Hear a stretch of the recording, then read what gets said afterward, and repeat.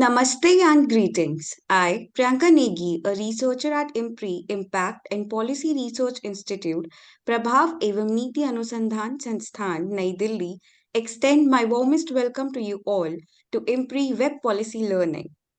Today is the last final day of understanding the nuances of climate change in the Indian subcontinent, impact and way forward, an online international monsoon school program, a 6-week immersive online introductory certificate training course. This program is organized by IMPRI Center for Environment, Climate Change and Sustainable Development. To kick things off, let's begin with a concise overview of the program. In the Anthropocene, if there is one thing that is going to shape the real politic of the world in the coming decades, then it can be summed up into two words: climate change. Climate change is an intricate and far reaching phenomena that has profound implications in every corner of the globe, including the Indian subcontinent. It encompasses the gradual rise in Earth's average surface temperature, primarily driven by human activities such as the burning of fossil fuels, deforestation, and industrialization. While the impacts of climate change are being experienced worldwide, certain regions, including the Indian subcontinent, are particularly vulnerable to its effects. The Indian subcontinent stands as one of the most climate vulnerable nations due to its expansive population, widespread poverty, and heavy reliance on agriculture and natural resources. The Indian subcontinent has a diverse geographical landscape encompassing vast deserts, fertile plains, towering mountain ranges, and an extensive coastline. Anthropogenic reasons for extreme weather events, including scorching heat waves, devastating droughts, destructive floods, agricultural losses, and formidable cyclones, have gripped the country. With climate change projected to exacerbate these already severe weather events, the region faces significant social, economic, and environmental consequences. The Indian subcontinent is grappling with a complex web of interrelated climate change impacts, demanding a coordinated and sustained response from various stakeholders, including individuals, organizations, communities, governments, civil society, and the private sector. In light of these pressing challenges, the IMPRI Center for Environment, Climate Change and Sustainable Development is proud to introduce a transformative course designed to catalyze discussions on climate change in the Indian subcontinent and countries of South Asia and foster effective awareness, adaptation, and mitigation strategies.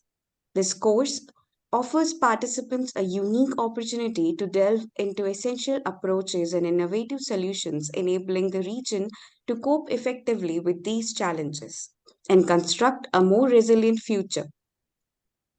Join us in this vital initiative to address climate change in the Indian subcontinent head on, equipping ourselves with the knowledge, strategies, and tools necessary to forge a sustainable, resilient future for the region. The themes of the program so far have been climate change, sustainable development, and policy interventions, climate change assessment and economic impact, observable calamities due to climate change, climate justice and equity, alternative energy solutions. Today, the theme of the program will be Just Transition to a Sustainable Planet. This program has conveners from IMPRI, Dr. Simi Mehta and Dr. Arjun Kumar. Before we start today's session, I would like to announce the housekeeping rules. It is imperative that you join the meeting on time. There will be a Q&A session after each presentation. Share your questions in the Q&A box and not in the chat box. The questions must not be posted as an anonymous attendee. Ensure that your questions are precise. Refrain from making general comments in the question to save time. Our theme for day 6 is Just Transition to a Sustainable Planet. And sessions for today include Just Transition to Clean Energy Experiences of Bangladesh by Dr. Khondaker Golam Moazzem ji. Needed a Paradigm Shift in the Climate Discourse by Mr. T.K. Arun ji. Now, without any further ado, let us start the program. I am delighted to invite Dr. Khondaker Golam Moazzem ji, Research Director, Center for Policy Dialogue, Dhaka, Bangladesh, to give his talk on the topic Just Transition to Clean Energy Experiences of Bangladesh. Thank you for tuning in with us today, sir. Over to you. Uh, Thank you, Ms. Priyanka, and thank you, IMPRI, to invite me to this very interesting summer session on climate change related issues. Uh, Basically, I am not an expert on climate change. Rather, I would have worked on energy related issues, which definitely has a direct link with the climate change related aspects. So my full presentation will focus on the Bangladesh's journey towards clean energy, or somewhat it has been mentioned as energy transition. So I would like to actually make the presentation accordingly. Let me actually share my presentation here.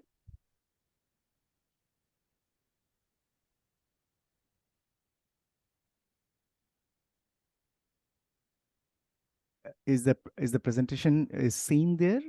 Yeah, so you can also try going full screen. Okay. Perfect. Okay, thank you. So the topic of my presentation is the just transition to clean energy and experiences of Bangladesh. I think this just transition or energy transition has a very interesting to interlinked connotation.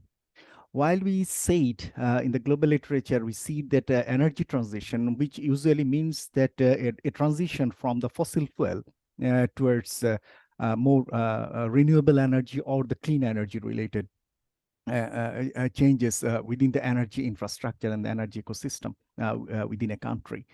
Uh, while the just transition was rather a one step forward, meaning that this transition should not adversely affect the social issues within the country, particularly on the employment and income of the people who are largely dependent on energy related economic activities. So it has a two dimension, but basically, since the Bangladesh has started its journey at a very early stage, I would say at a very nascent stage even. So that kinds of implications of just transition or social and economic impacts is rather still not yet extensively visible. So my presentation will be more on the energy transition related issues and partly on the just transition issues at the end. So I will focus on initially to give you an overview of the current state of the power and energy sector of Bangladesh and overall energy sector of Bangladesh to give you to apprehend where we are at this moment in the course of the development of the energy sector of Bangladesh. Definitely, Bangladesh has made significant progress in terms of the access to energy and the power over the last decades. But it also need to take into account that whether those are in line with the energy transition point of view. So we will actually give you an overview on that part. Later on, I will give some brief observation regarding Bangladesh's global commitment on energy transition. Since you know, many of you know that Bangladesh is one of the climate vulnerable countries. I think in terms of the ranking, it is either sixth or seventh out of the 20 climate vulnerable countries. So, and it was just has completed its presidency term in climate vulnerable forum. So where it has made a major contribution at a global level to signify or to push towards the energy transition related aspects. So that I like to highlight to some extent. And also its commitment to the nationally determined contributions, NDC, where it has submitted to the UNFCCC regarding its global commitment. So that we will also discuss here. Then I will actually jump into the national policies which are related to energy and power. I'd like to discuss that whether the policies are in line with the energy transition. Of course, we are not, but definitely where we are, or whether the political intent as well as the national policies have much linked with each other towards the direction where the country aspire to reach by 2050 onwards to low carbon economy. So that we'll also like to discuss here. And then we'll briefly mention about the national institutions, public and the private sector institutions, which are influencing the energy related discourse. So that we will also partly discuss. A major observation about the institutions is that it is still overwhelmingly a fossil fuel based energy infrastructure and energy institutions. So unless and until a major a jump happened in the institutions, it would not so easy to actually move towards that direction of energy transition smoothly, which maybe some other countries like India or maybe other countries in Southeast Asia, China has taken a major steps towards the direction, but not unfortunately not that much in case of Bangladesh. And finally, I like to highlight on some of the initiatives and activities what have been undertaken on energy transition. And finally, some last words on regional cooperation and the partnership on energy transition related issues. So these are the five to six issues that I like to highlight. I think this is the Bangladesh's energy scenario over time since 1990 to 2020. If you see that over time, our energy consumption, energy use has significantly increased, and this increase is easily understandable with the economic growth and progress that happened within the country from a from a low income country to a lower middle income country, and from least developed country to graduate to a developing country. That's happened within the last decades. So as a result, people's per capita income has increased, economic activities have expanded, and that's why energy demands has increased, and that is reflected through this growth. And if you notice that it is basically the natural gas based, and this natural gas is fully domestic natural gas base, not the import one. And over time, Bangladesh has used this natural gas, though it has yet to explore much about the offshore gas fields which are available in the Bay of Bengal. But that other than that, the onshore one are largely been utilized, and that's why it is largely a gas-based energy consumption, and partly the biofuel and waste in the rural areas, and import-based petroleum, and partly domestic coal and imported coal. Those are also contributors. So if you just in this scenario, you can see that the overall energy infrastructure is almost fully is a fossil fuel based infrastructure, and the structure and the energy mix is such. And it is natural gas based as well as the imported one. So that dynamics and nuance will come at a later stage more, why I actually mentioned these things. And if I like to actually segregate this, where these energies are used, and the segregation is such that almost, if you see that it's 50% is natural gas, 51%, and the rest are LNG, that is the imported liquefied natural gas that is imported. Then there is LPG, liquefied petroleum. Then there is a petroleum, crude and refined, that is also important. Then we import electricity from India. So that is also an increasing part here as an energy source. And as well as we have local coal, as well as in recent time have imported coal, and that is quite substantial amount. So why I actually like to mention here is that the current energy is divided into a domestic part, which is natural gas, and the imported part, which is non-natural gas part. Very small segment you are seeing. You may see that it is a renewable one, partly one is hydro, and another small segment is on solar and wind. And other than that, we have the imported electricity part. So that is there.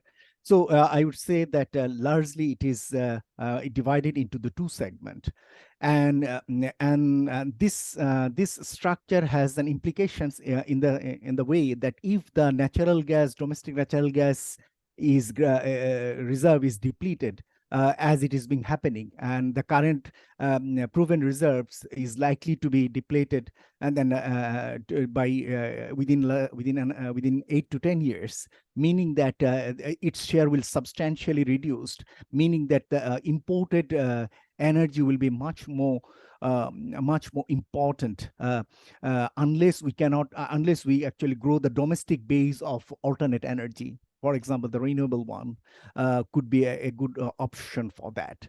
So other than that, it could be an imported one. And as the current global economic scenario for the developing countries, where the import payments for the energy, particularly the petroleum, diesel, and LNG, that has created a huge fiscal pressure to many parts of the countries.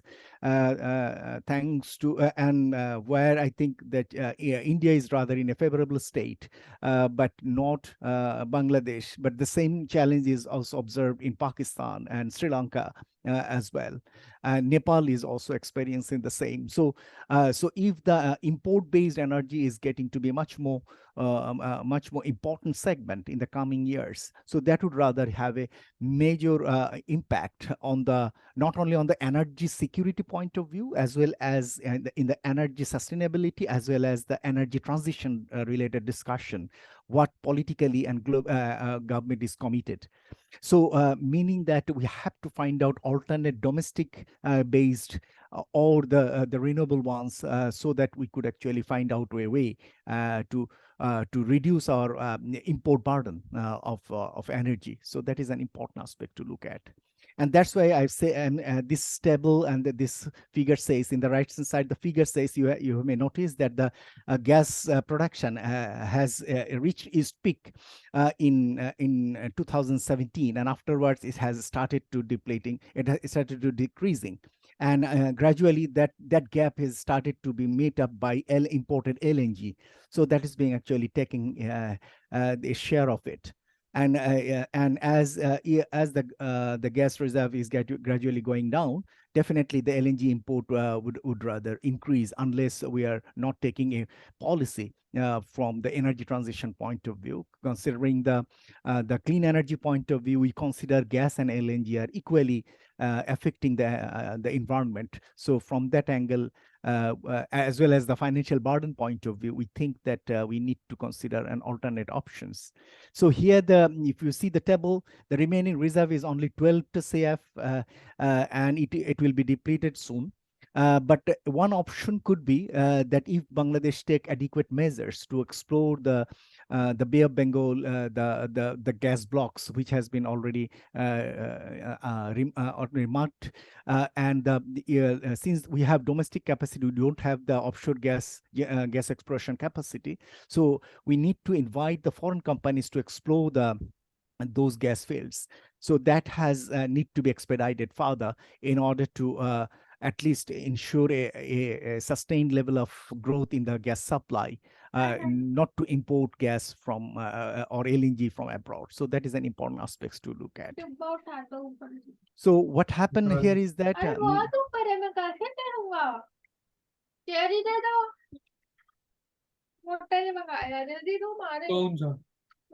can you just yes, thank you. So what we observed that over time, this is the International Energy Association's data, and it has shown that how Bangladesh's overall energy production, energy supply, electricity consumption has over time increased, and that has also an implications on carbon dioxide emission, and that has also increased 600% since 1990. So this has a very very positive relationship between the energy consumption as well as the carbon emission point of view. So if we like to reduce the carbon emission contribution of Bangladesh, which is still very low, because Bangladesh's overall emission, greenhouse gas emission, is only 0.5% in the total global emissions. So that is not the way we like to interpret it. Rather, being a climate vulnerable country, we think that Bangladesh should also take bold steps to contribute to reducing the carbon emissions, and like to show the global countries that it has committed to contribute itself. Why not the global players committed themselves to help and to take necessary actions so that the vulnerability will be reduced for overall, and particularly that will also help to Bangladesh. So that is an important thing. And from the carbon emission point of view, as the natural gas is used mostly, so it has contributed most. I think it is almost 60% of the total emission is contributed by natural gas, followed by oil and coal. This way, these emission is actually happening. While in terms of the power sector point of view, if I give you a sectoral decomposition of the current state of power energy sector, you see that over time we have made a significant improvement in terms of the power availability. The total power generation capacity is 27 gigawatt by 2023. Which was a decade back was less than 10 gigawatt. It is 2015, it was 10 gigawatt. And per capita availability has also increased 2 times, from 290 kilowatt hour to 609 kilowatt hour. Unfortunately, the way the capacity has been created by the public and the private sector, the generation or the consumption or the demand has not increased at that level. So there is a growing gap over the years between the capacity as well as the actual demands. And that has created, and this figure has shown that has created a significant amount of reserve margin, that is excess capacity, which is around 36%. And that is an important aspect to look at, that these reserve margins are not without pay, because government has committed to the private sector to pay a capacity charge if their capacity is not being utilized at a certain level. So and this capacity charge is a major concern nowadays. And our study shows that this excess capacity will be growing in the coming years. And we will come that issue later on. In case of the power generation, if you see the energy mix, it is basically gas driven. It is obvious. But other than gas, this is the furnace oil. That is also a major part that is there. And very interestingly, in recent times, the use of coal has significantly increased. And this is particularly because of the rise of the fossil of the LNG price, as well as the petroleum. Since the Russia-Ukraine war. So the alternately government try to depends on coal, which is relatively cheaper compared to the other energies. And another thing is that the share of imported energy, particularly imported electricity from India, is a major share. But the solar, the green part, has still at a very insignificant level. I think it is around 3.5% during that time. So it is not yet actually increased much. And including the hydro and solar, that total reached to 4.5%, that I know. So it is very insignificant compared to the overall commitment of energy transition that the country like to reach in the coming years. So there is a substantial substantial transformation needed in terms of the energy mix, which is almost fully fossil fuel driven, and which we need to actually shift towards more of clean energy or the renewable energy part. So that initiatives need to be taken in the future. From the renewable energy part, the electricity generation, the two major sources, one is hydropower, that has a continuum of a limited level of growth that has not actually increased much, because this is only one hydro power project we have in the southern part. So based on that, we receive this hydropower. Other than that, we don't have that kinds of projects available. because Bangladesh is almost a plain land area, and no such hilly areas are there, except those certain areas where we have got this hydropower. And the solar power has slightly increasing in recent times, and that share is almost at a very small level. Here we didn't compare with the other energy parts, only hydro and solar. That's why it may show a little bit higher share, but overall their share is very few, as I said to you. In case of the energy used in non-power sector, non-electricity sector, I think the major use we observe in the transport sector. And as you see in this figure is that the transport sector is heavily dependent on the petroleum. Particularly the diesel, octane. These are the major use of the petroleum. And that is being used here.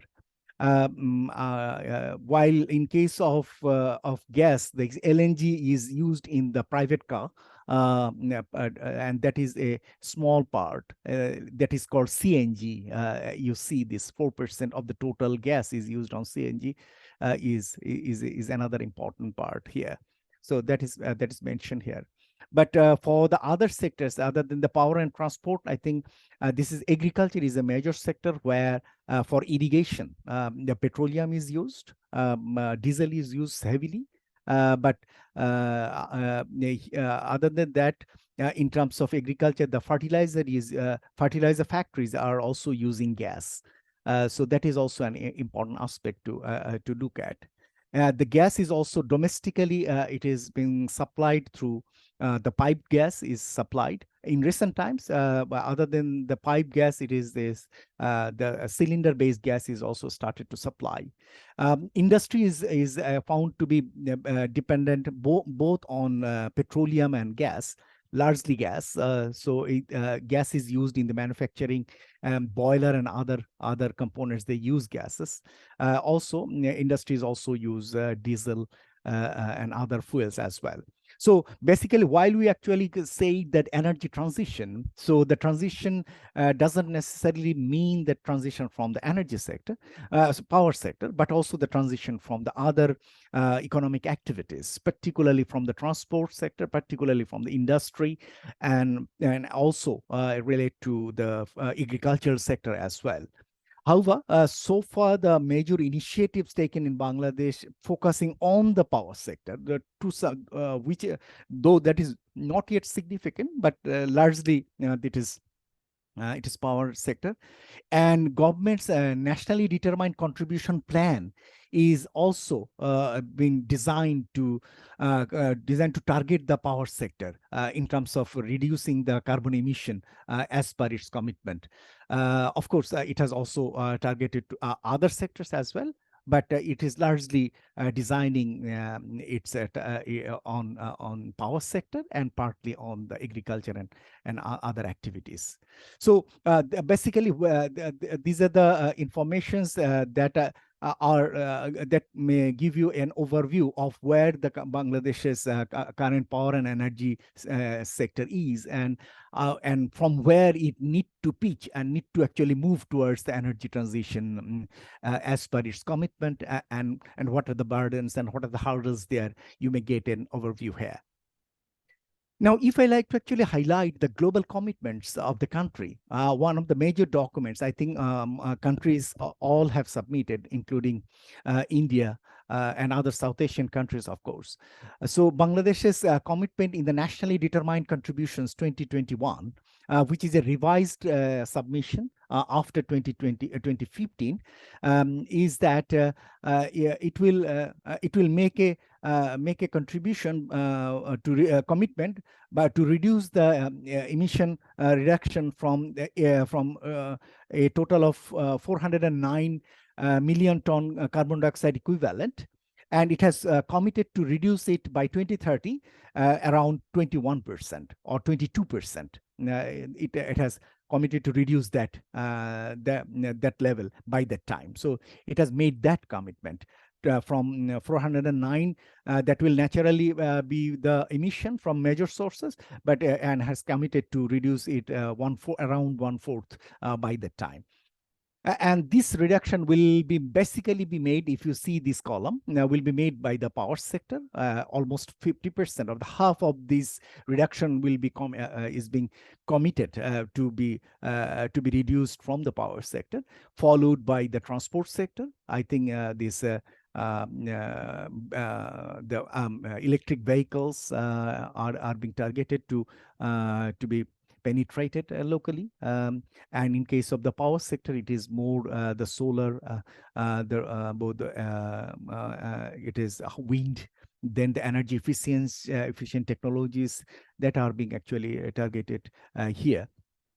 While there is another important area where it like to make a commitment is to brick cleans. As you may know that the brick fields are also contributed huge environmental pollution, and they have committed to significantly made a commitment by converting the these brick fields to an electric brick manufacturing. Already there are factories there which are manufacturing, producing brick through electric machinery. So those are being targeted as a major part there.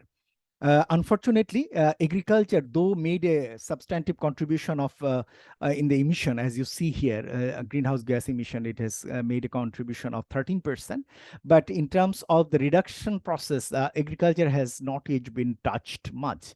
I think that position has in the NDC point of view has shifted nowadays, because two major areas of emission contribution from agriculture. One is that irrigation based on the diesel-based irrigation system, where government has recently converted commitment to transform all these diesel-based irrigation system to solar based irrigation system.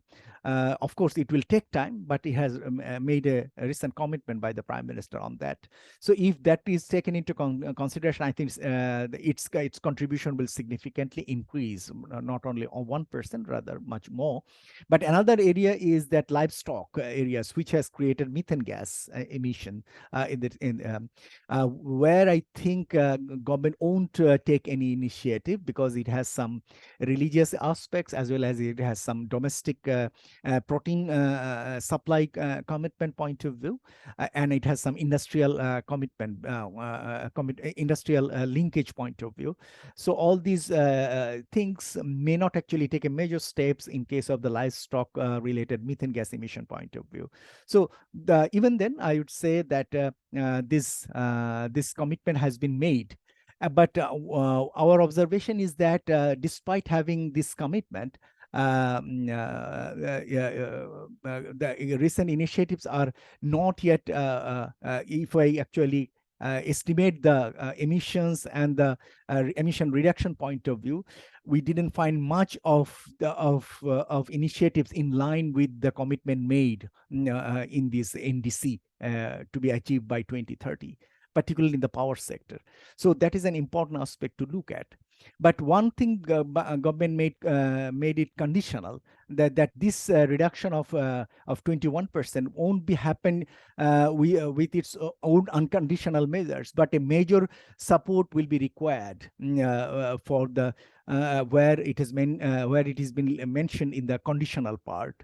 And if you see that in the conditional part, it will contribute 15%, while in the unconditional part, it will make a contribution of 6%. So in both accounts, it has increased its level. Earlier, the unconditional commitment was 5% and 10%. So now they have the government in 2021 NDC has increased its unconditional commitment as well as its conditional commitment.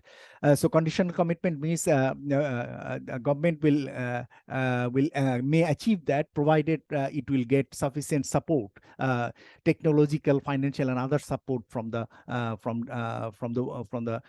partner countries or the developed countries and other supporting countries. So that is an important aspect to look at. But what we have very encouraged, that the Honorable Prime Minister has politically has taken some step forward. During the COP26, the Prime Minister has made her remarks that government has already cancelled 10 coal-based power plants, which had an investment option of $12 billion. So that has been dismantled. Those plants are basically in the planning phase or at an early phase of establishments. And also, Prime Minister mentioned that Bangladesh is committed to reach the 40% of its total energy from the renewable energy source by 2041. So that is quite encouraging. And we are actually trying to see that how government's ongoing policies are being formulated, taking that commitment into account. This 40% of the total energy should come from renewable energy. And this is being reflected a follow-up plan, which has been recently been adopted. That is Mujib Climate Prosperity Plan. So that plan has incorporated that political commitment of the Prime Minister in the global level, that 40% of the energy to become from renewable energy by 2041. So that is there.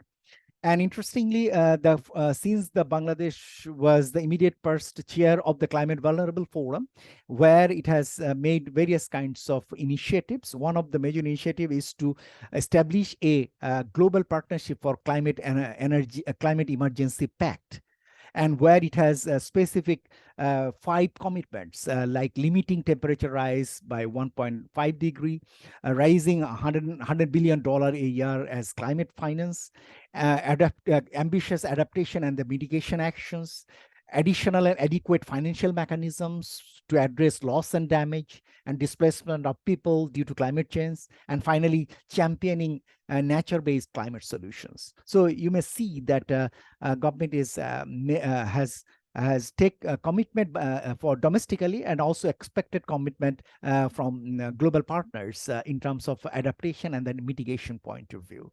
So those were the Bangladesh's global level performance, I would say, so far. And thankfully, those are being reviewed and been taken into account while the new policies are being prepared by the government for respective other sectors. So some sorts of a global national linkage in terms of the policy commitments are being reflected in recent times. So that is a positive development in the sense. And if I like to jump into the national level, the policies, how it is being there. Sorry, the font size is a little bit small. I have taken it from the IEA website, where I found it comprehensively one place or most of the policies. From the below, if you see that from 1996 to 2021, there are a total of 13 different energy-related policies are there. And of that, 6 are related to renewable energy policies. It is from the first one is the establishment of the Energy Regulatory Commission, which is partly contributing by ensuring the market-based pricing mechanism within the country. It is the renewable energy policy, which has been formulated in 2009. Then it is the establishment of the authority called Sustainable and Renewable Energy Development Authority. So that was happening in 2012. Then afterwards, it is a scaling up of renewable energy program for Bangladesh, a specific program that has been taken. Then energy efficiency and conservation master plan been taken. Then afterwards, SREDA standard and leveling regulations. So these are some of the policies that have been that are found there. And other than that, there are other policies and plans which has a relationship with the energy transition point of view. For example, there is a Bangladesh Delta Plan 2100. Then it is Perspective Plan of Bangladesh 2021-41. Then it's 8th Five-Year Plan. Then it is Mujib Climate Prosperity Plan. Then Bangladesh National Building Code, which is related to the energy conservation, energy efficiency point of view. Then net metering guidelines. Then sustainable finance policy for banks and financial institutions. Then it is Bangladesh Wind Map. So these policies have direct and indirect link. Then that is gas sector master plan 2017. So these policies or plans have a linkage with the energy transition point of view. And there are a number of policies are at this moment in the drafting stage, like integrated energy and power system master plan. Then it is renewable energy policy 2022. Then it is national solar energy roadmap 2021-41. So these are some of the upcoming policies and plans are there.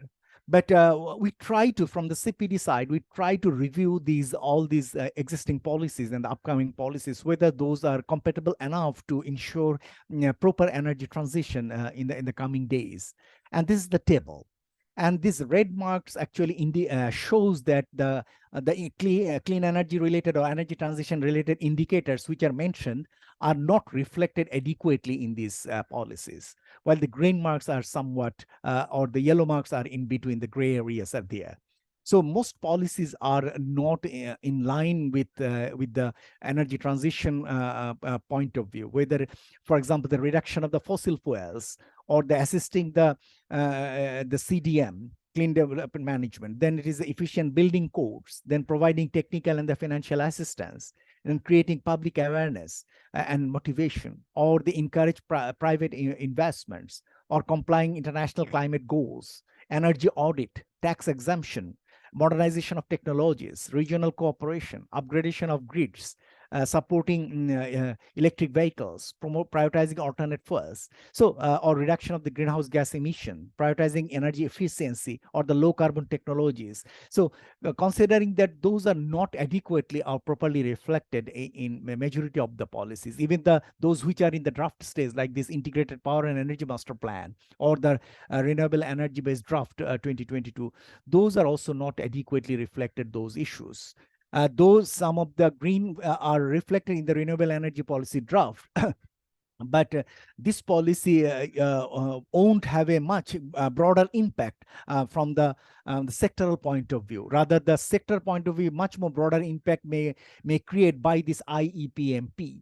Which is largely red from our point of view, which is now being actually reflected. So what we like to mention here is that the policies are not found to be aligned with as per the requirement, particularly from the energy transition point of view or the clean energy related point of view. So there is a major gap of the existing policies and even in the upcoming policies. And upcoming policies are not necessarily actually promoting the clean energy related issues. So there we found a major observation is that government political commitment at the national level and the international level is not necessarily actually reflected in the operational documents or in the policy documents. So that is a concern.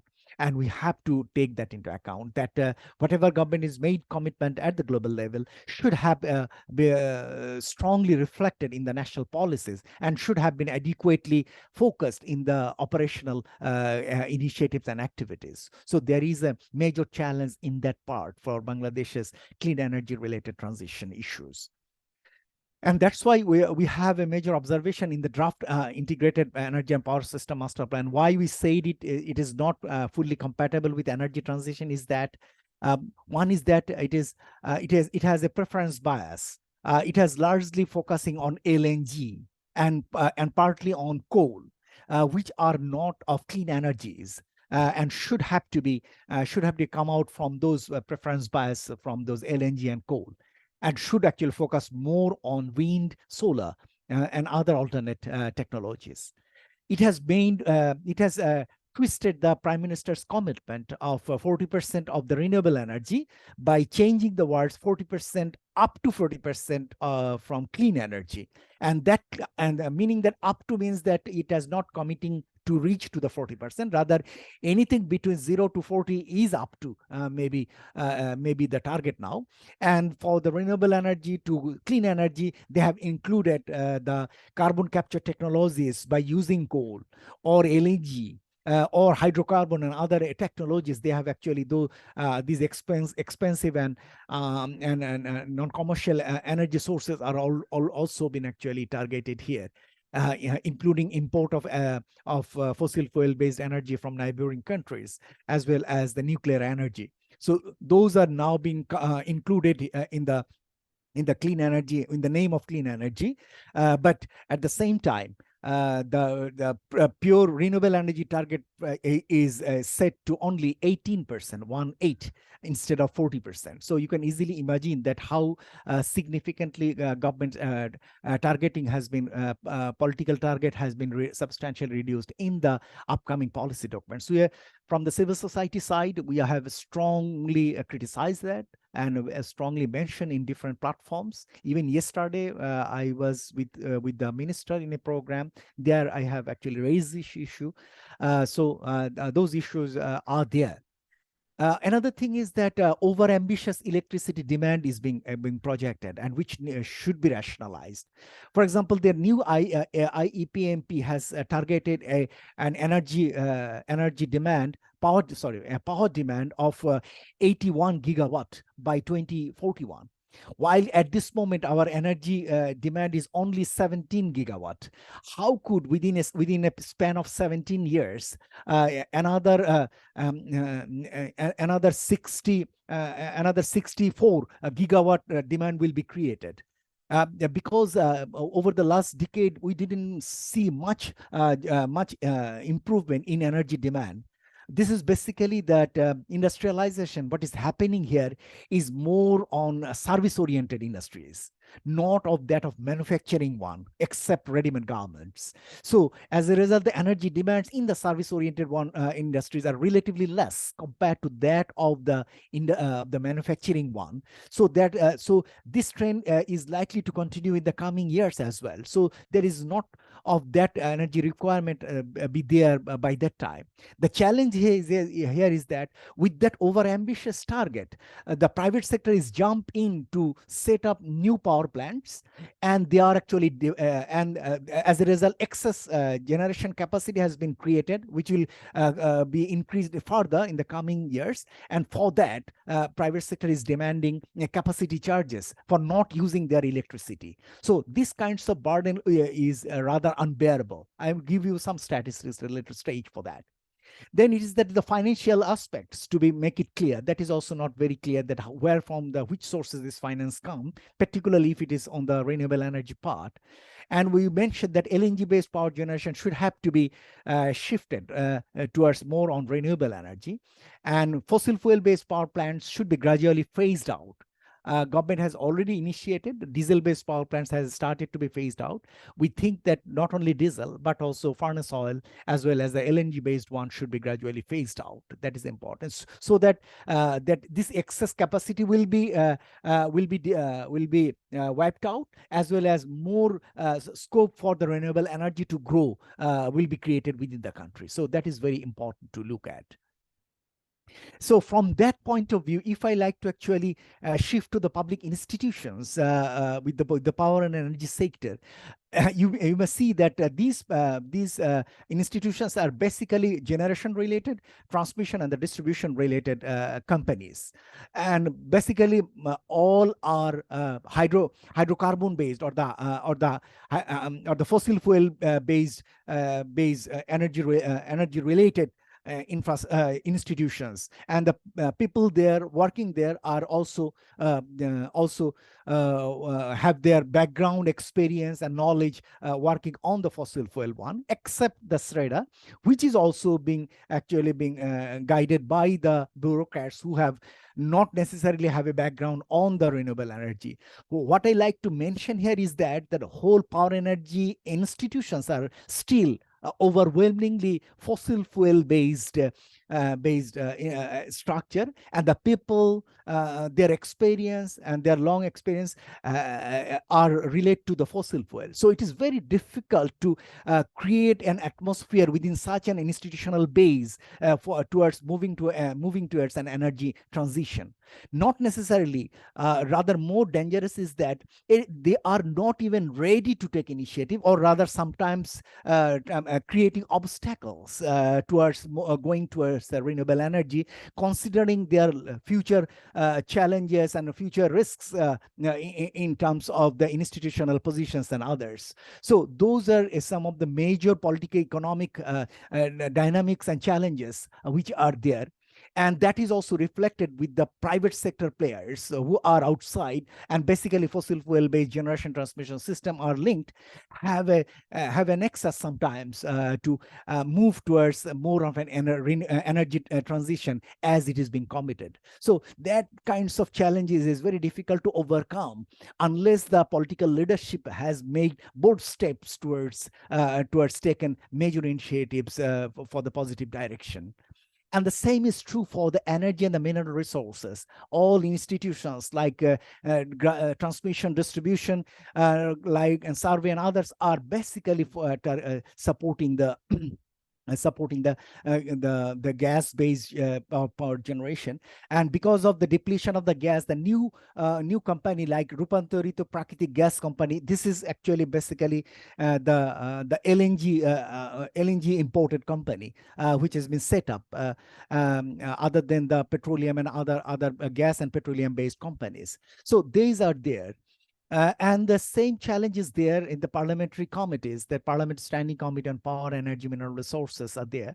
Fortunately, there is a climate parliament where some of the member parliament has formed an informal group who are actually trying to work on. And yesterday there is a program organized by Bangladesh Climate Parliament with the presence of the member of the parliaments from the South Asian countries here in Dhaka. So that is also some sorts of a positive initiative have been taken. But the Parliament Standing Committee still is dominated by those principal ideologies where it is very difficult to move towards an energy transition as per expectation. But some of the public-private entities are also working, like EatCall.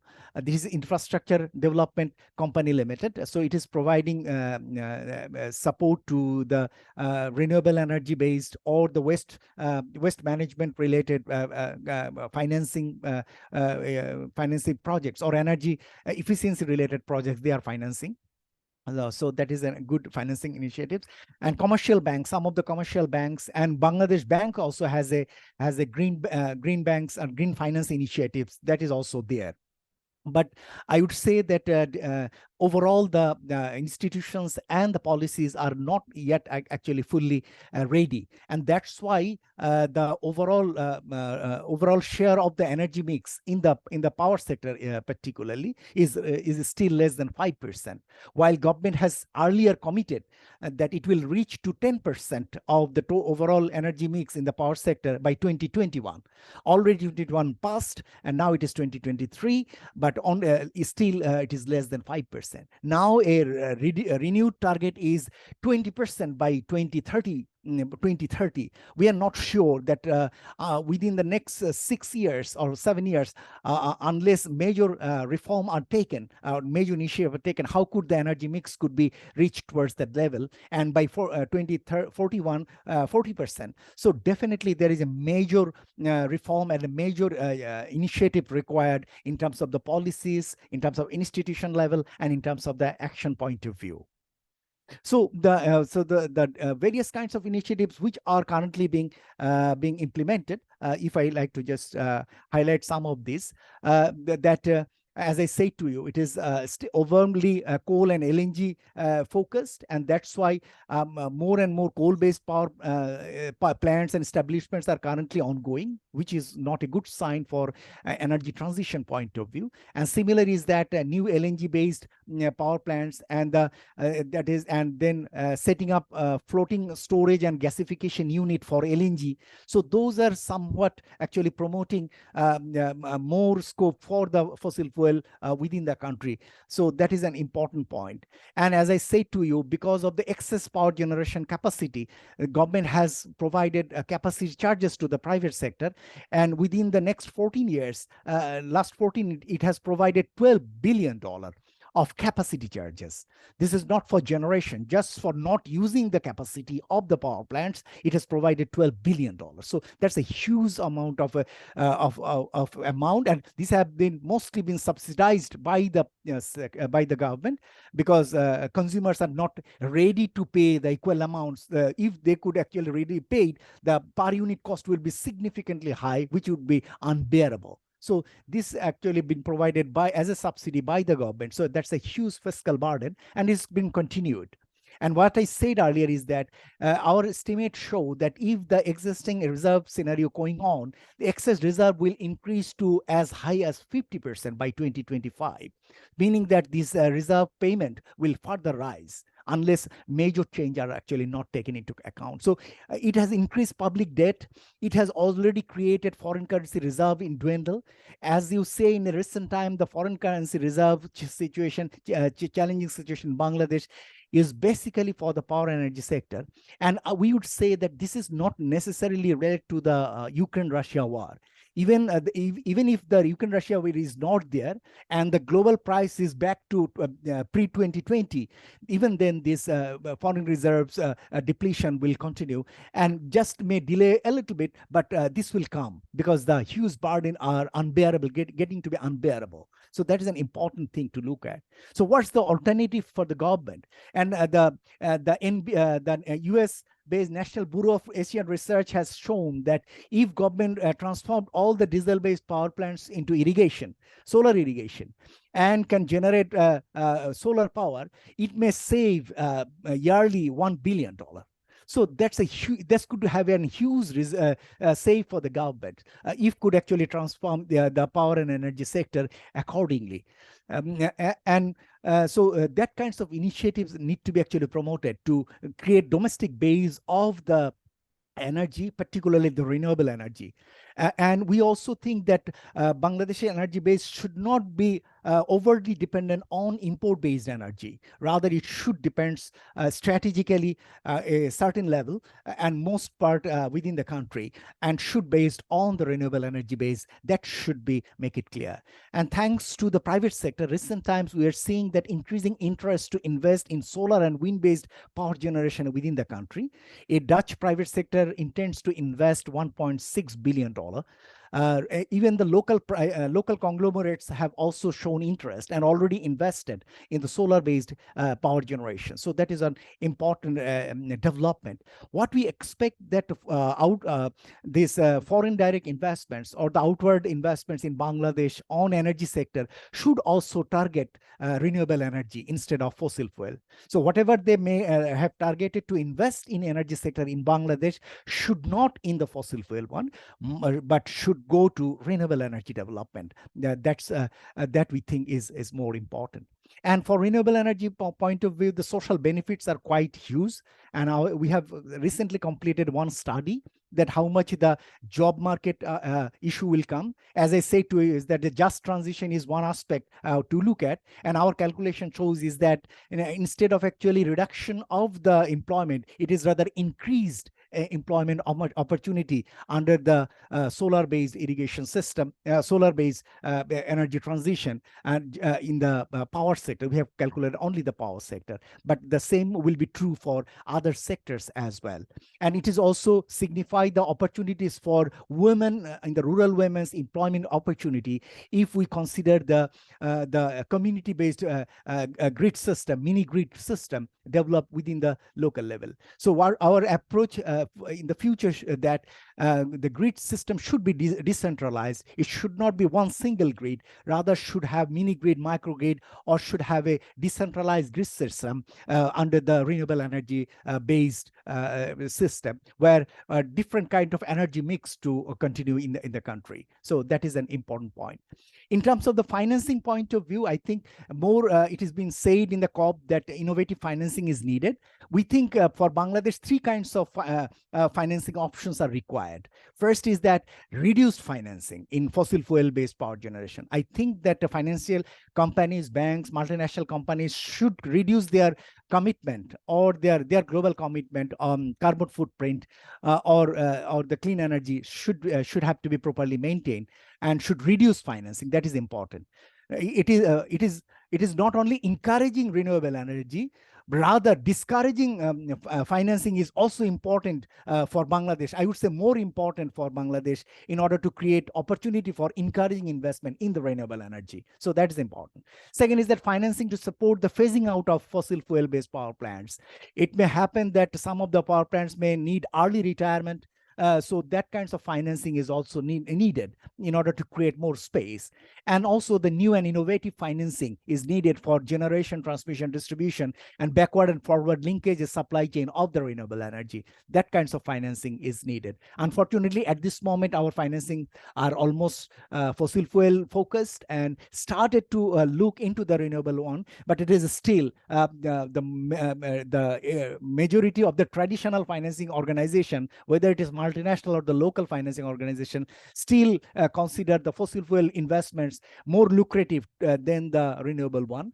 I think this is because that domestic environment is not friendly enough, or rather favorably discriminate to the renewable to the fossil fuel one, and that kinds of discriminatory favoritism need to be reduced, particularly the subsidy provided, particularly the tax breaks and the tax support provided to those sectors need to be reduced. And also that there are some duties and taxes levied on import of renewable energy components like solar inverters. So those kinds of discriminatory practice still there in the domestic energy market. And if we like to promote renewable energy transition, that need to be actually be reduced and create a competitive field within the country. That is very, very important. My final words is that that it is related to the regional cooperation. We appreciate the cross-border trade and investments, definitely, but it should not encourage fossil fuel use in Bangladesh, and it should rather promote renewable energy use, whether it is cross-border investments or cross-border trade. So those which are being invested in the coal or diesel or other fossil fuel-based power plants should be phased out and should not actually transmitted or traded in Bangladesh's energy sector. Rather to invest more on renewable energy and transmit it to Bangladesh is rather encouraging. That we appreciate. And what we expect is that our domestic our power and energy sector within the country should not be actually should be more based on its domestic base on renewable energy, not should be overtly dependent on the import based energies, or whether it is renewable or fossil fuel one. Rather, the domestic base should be strengthened in terms of the renewable energy, and gradually the fossil fuel use, cross-border trade and investment should be discouraged. I think globally the countries are making commitment in the COP. Their commitment not only to reduce their investment locally, but also to reduce their investments and to stop their investments, coal and other fossil fuel-based power generation abroad. So those commitments we expect from the countries, neighboring countries and other countries should be made in the future. So with these words, I like to stop here. Thank you. Thank you so much, sir. It was a very informative presentation. Thank you so much for being with us here today. I would like to request all of our participants that the floor is now open to questions, and whomsoever has any question, you can type in the chat box, you can type in the Q&A box, or you can also raise your hand and unmute yourself and ask the question. So we'll give a couple of minutes, sir, so the questions can come in. Yes, please. Okay, thank you, sir.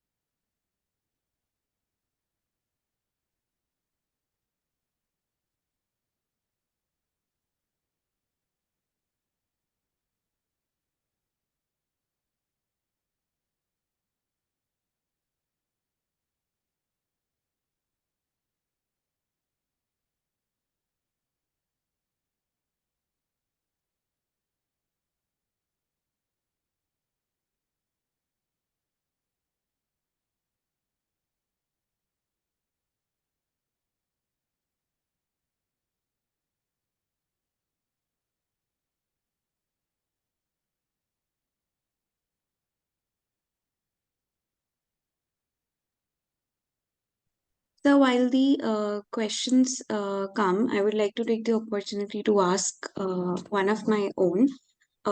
First of all, I wanted to understand what has been the climate change scenario in Bangladesh.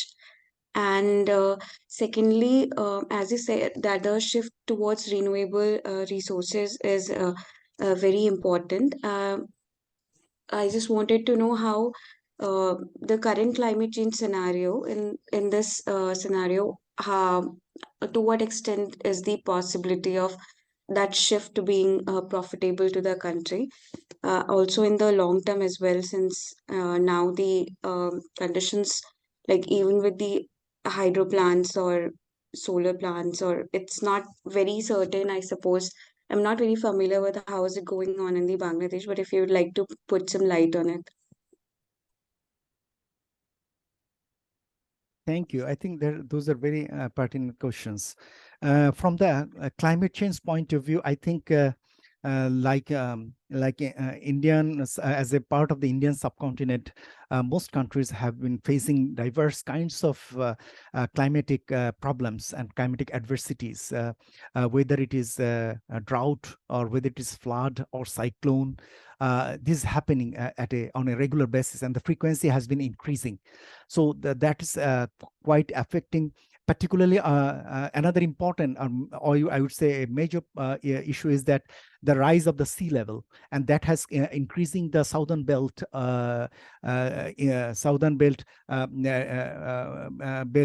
sea level rise, and intrusion of salinity has increased in the southern belt, and that has already affected the agriculture in the southern country, in the southern part of the Bangladesh's districts. And already climate-related migration, internal migration has significantly increased from those areas, and also that has an implications on the overseas migration as well. So there are multiple impact on these issues, and this is not on the issue of the rise of the sea level, but we are apprehending that in the future the Himalayas belts will also getting affected with less flow of water, and that would further increase the desertification of some of the northern part of the country.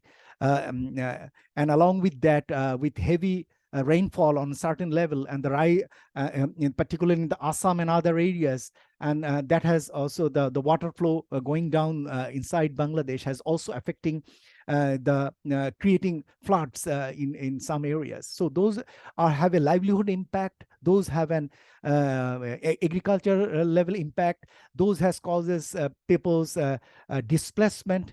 And another important aspect which we often neglect and not discussed is that adverse impact on female who couldn't actually move easily, and in recent times it is also found that females' reproductive health has significantly affected in the because of the rising salinity and other parts in the southern belt. So it's a multidimensional impact and implications we are observing because of the climatic changes in the country. And this will increase further. So definitely we are observing that. And the same is true for some part of India as well. That is one. Second one is that in case of the renewable energy scenario, how much it would be profitable or not. I think from the Bangladeshi energy point of view, we have to consider two dimensions. One is that contribution to less carbon emission, or making it more low carbon economy. So that is one national contribution from environment point of view. But another more direct and very specific is reducing the fiscal burden to the government, which is largely dependent on import of petroleum and import of liquefied natural gas, liquefied petroleums. So we have to reduce that burden, in a sense that at this moment the huge import that has been currently happening because of energy has a huge adverse impact on the domestic foreign currency reserves, and as I say to you is that this is not necessarily linked with the Ukraine-Russia war.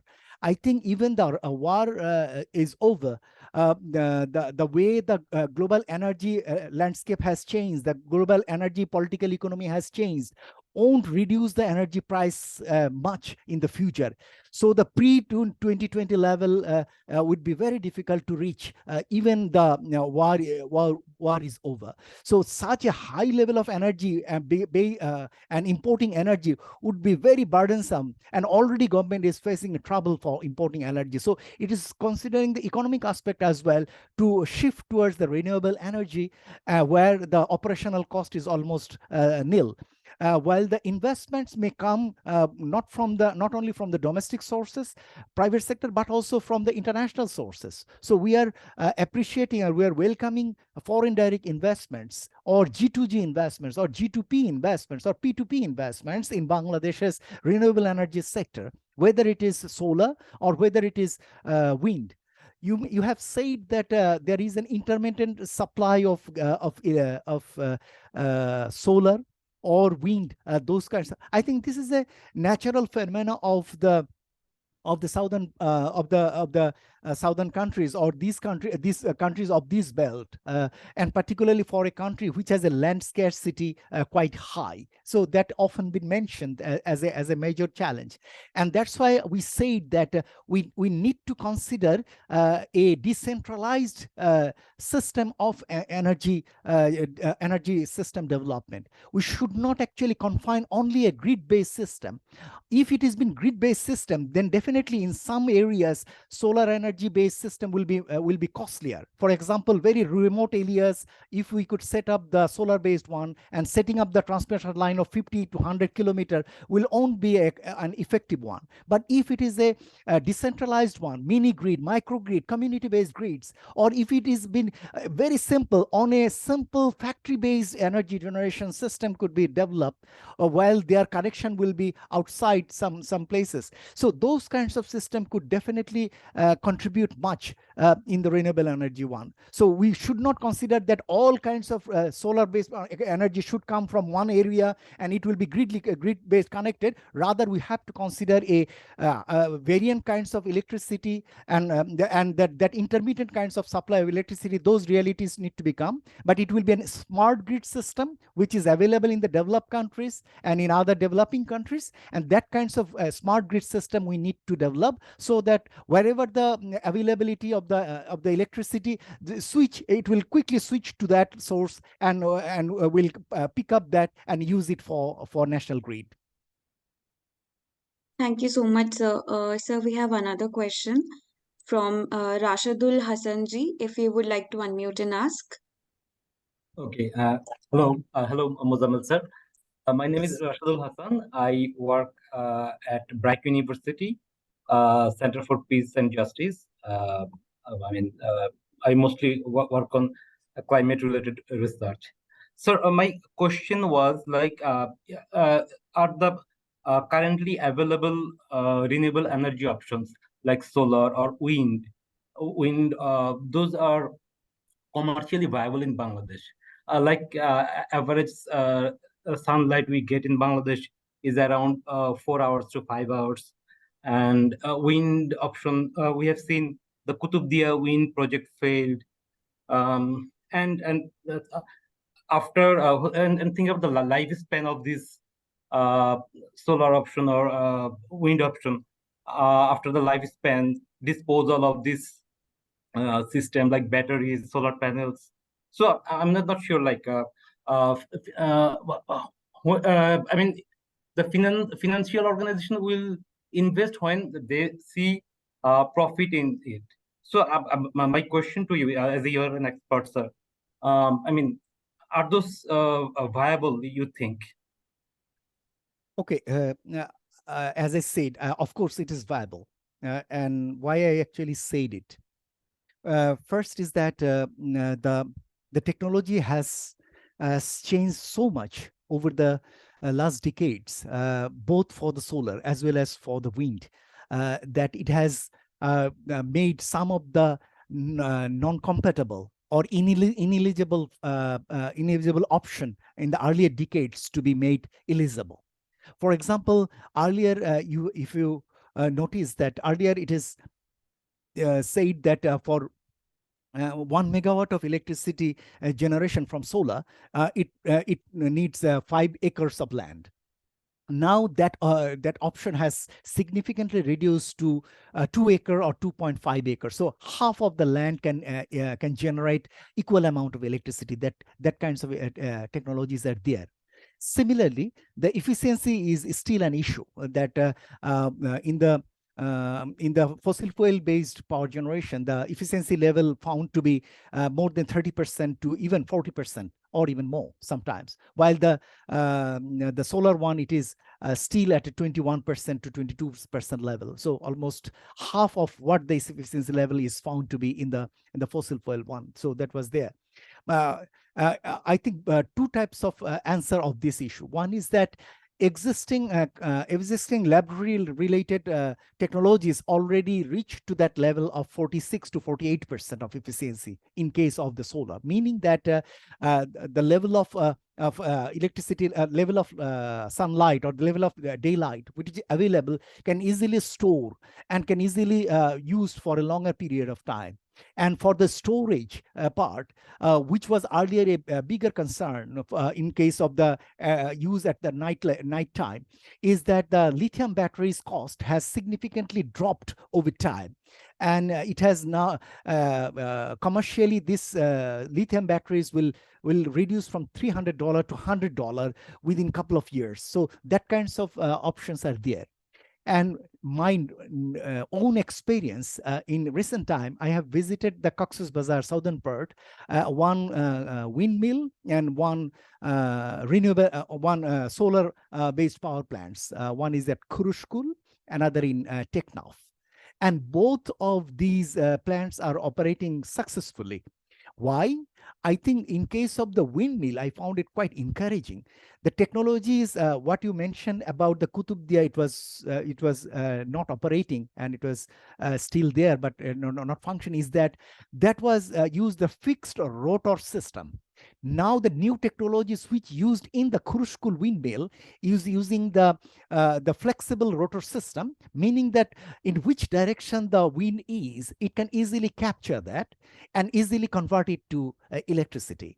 And earlier, a certain level of, for example, I think, though I'm not technically expert of that, but it is said that 5 meters per second speed of wind is required. Now, even a low level of wind is also equally is fine for generating the wind power. And they are actually, if you go to the data and of the Power Development Board, you see that windmills are providing electricity there. And very recently, the 200 megawatt based power plant's been started to its operation in Rangpur, and it has already supplied it. Of course, the efficiency level is still not as per the full level as that level, but it is already providing that electricity. So for the option point of view, the new technologies are there. The investors are also there. I think the financiers are there. And most importantly, earlier it was thought that the wind, from the wind point of view, Bangladesh is not favorable. But now the SREDA is doing an wind audit. And what they have found is that there is a huge potentiality of wind power in the coastal belt as well as more inside the sea area, and where they have estimated that 65 gigawatt worth of electricity could be generated through wind power from the Bay of Bengal. So there are options for that. And in case of the solar, if we can use the river belts, particularly the chore areas, the riverside barren areas, which is not suitable for agriculture. If a certain percentage of that land can be used, there is a potentiality to generate electricity around 22 gigawatt. So there are researches, there are estimates, and there are findings. What now is needed is that private investors need exact information, because that wind is not necessarily flow equally to all the point, but there are some spots, which need to be identified and need to be reviewed for a three-year term to see whether the wind is available for generating electricity or not. So those kinds of information they are looking for, and thanks to the Netherlands private sector investments, they are looking for that. So we can actually use those options for these investments. And as I said, whether it is for the banks and financial institutions point of view, whether it will be unprofitable or not, let me actually say to you is that these power plants won't be profitable. These fossil fuel-based power plants are only profitable because they are providing the subsidy. If the government withdraw the subsidy, and the per unit cost of these power plants will be much higher than those of the renewable energy one. So, so these are basically a subsidy-driven competitiveness that is enjoyed by the fossil fuel-based power plants, and those are being found to be competitive for the financial organizations. But if a non-discriminatory practice could be ensured for all kinds of power mix, I think definitely renewable energy would be a good option for the financier to invest. Thank you, sir. Thank you. Thank you so much, sir. There are no more open questions that I see. I would like to thank you once more for being with us here today. Thank you for such an enlightening lecture for all of us. It was a very crucial insight into the Bangladesh energy scene as well as the climate change aspect of it. I would like to say that we look forward to having you at the IMPRI Web Policy Talk in the future as well. Thank you so much, sir, for being with us here today. Thank you. And thanks from my side to all of you for inviting me to this very encouraging discussion. And I will be looking forward to. Thank you so much, sir. Moving forward, we have our second session of the day on the topic Needed, a Paradigm Shift in the Climate Discourse by Mr. T.K. Arunji, Senior Journalist and Columnist, New Delhi. Thank you for joining us today, sir. Over to you. Hi, am I audible? Yes, sir. Yeah. So, thank you for inviting me to share my views on the subject. They are not very popular views. They are not academically validated. They still haven't become mainstream negotiating positions of the government of India or any other government. But I think they make a lot of sense. Now, the UN Secretary has just sounded a warning that countries are not doing enough to contain climate change, that we are likely to miss the Paris goal of 1.5 degrees above pre-industrial times very easily. There is hardly any scope of containing temperature rise below that target. Now, this is because the entire focus is on containing additional emissions. As of 2019, there were already 2,400 gigatons of carbon dioxide injected in the atmosphere since 1850. That is after the revolution, before the industrial revolution got in full swing. Now, out of that, the bulk of that carbon dioxide was introduced by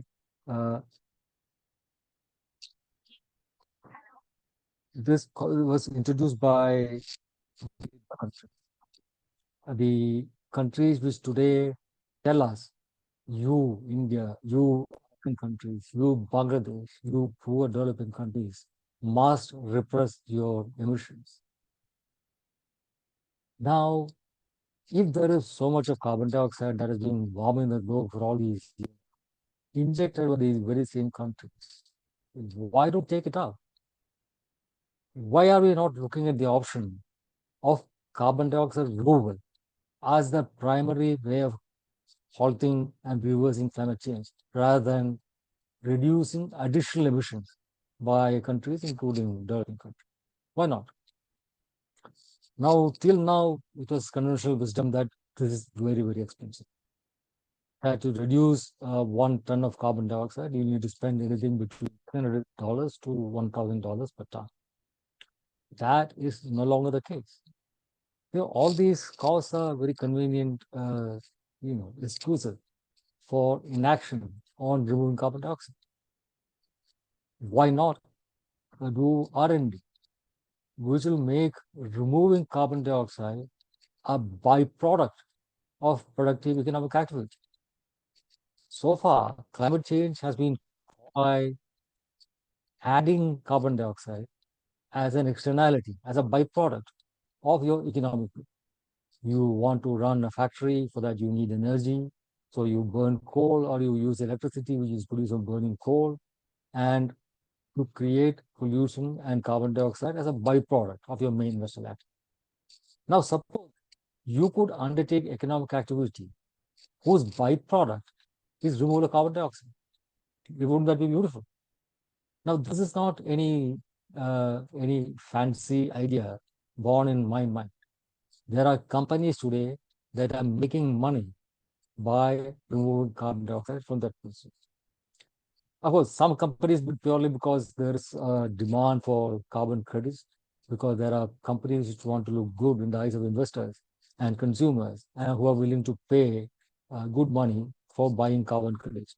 So people have an incentive to generate carbon credits, and they will take out carbon dioxide from the atmosphere and bury it deep underground and claim carbon credits, which they can sell in the market. But that is not the kind of carbon dioxide removal that is required. There is a company called LanzaTech.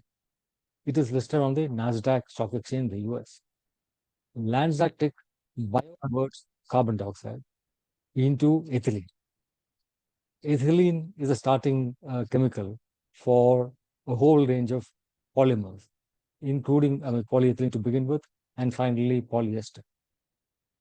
I don't know if you're familiar with an athleisure brand called Lululemon. Anybody here wear Lululemon yoga pants? If you do, you're probably wearing carbon dioxide captured from the atmosphere. This company, LanzaTech, it has created bacteria that will convert carbon dioxide into ethylene. Then from this ethylene will be further synthesized to create the other chemicals you require.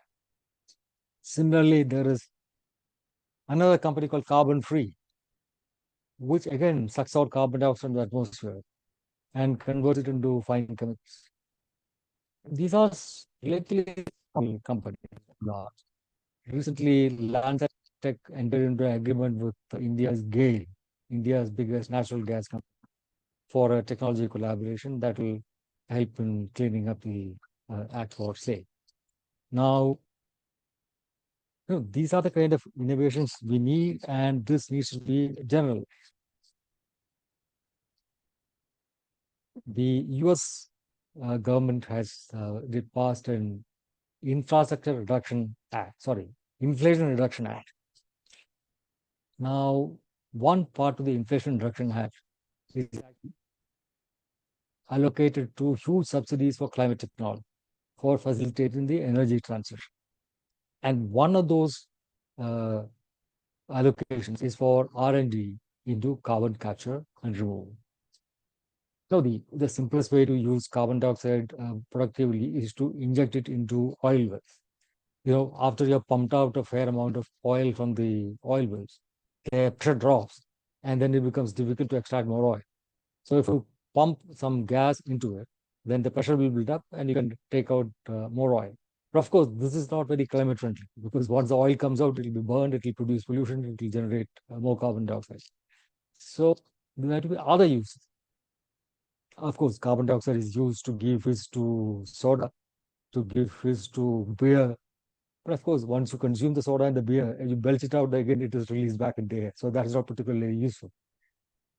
So afforestation has been thought of as a very major solution. But afforestation is not a very efficient way of absorbing carbon. In order to absorb the 2,400 gigatons of carbon dioxide that has been injected in the atmosphere since 1850, you will need one extra planet, because the surface area required is so large that afforestation does not produce a solution on its own. But it can be part of the solution. You can create forests, and actually you can think of using wood as a building material again. not wood in its natural form, but synthetic wood. You can break down wood, you can create the fiber, then enmesh it in fire retardant and other kind of resins, and use this engineered wood to build what you currently build with concrete. It will be much lighter, perhaps stronger. And now I think in Norway, they are building a 100-foot high building, multi-storied building using only wood. So that wood will stay there for a century. So that is one way of capturing carbon and uh, ensure that it doesn't get released back in the atmosphere. Now, one of this carbon-free companies' goals is to use synthetic aviation fuel. Because once you capture carbon dioxide from the air, you can put that to different uses. Now, if you can create synthetic aviation fuel from it, aviation fuel is nothing very like kerosene. If you can produce kerosene from it, then you are only recycling the carbon dioxide already been there in the air and not injecting any fresh carbon dioxide while you fly planes. And these are simple ways to ensure that you don't worsen the climate change problem, but you actually alleviate it. But this requires a huge mindset change. Till now, everybody is focused on further emissions being reduced. Emission reduction is the name of the game. So today, the European Union has now announced this border adjustment mechanism in which they will levy tariffs on imports from countries like India and China in 5 emission-intensive sectors because they want to level the playing ground for European companies in these sectors, which are obliged to pay carbon tariffs. And if they are competing against country producers like India and China, where there are no carbon tariffs, then obviously the steel exports or cement export from India and China will be cheaper what the European companies are able to offer their consumers. And so this is seen to be an unlevel playing field. And so they want to levy tariffs, which will neutralize the effect of these carbon tariffs that the domestic European companies are forced to pay to neutralize the impact on climate change. But this will adversely affect our economic growth, our output, our efficiency, our ability to earn a living and improve the living standards of our people. That is the per capita emission from a consumption point of view is just 1 ton, a little over 1 ton per head per year for people in South Asia. For Africa, that figure is something like 0.8 ton per capita per year. In North America, it's 17 tons per person per year. In Europe, it's around 9 tons per capita per year. And these people are asking us, who are relatively underdeveloped, whose living standard are a fraction of theirs, that we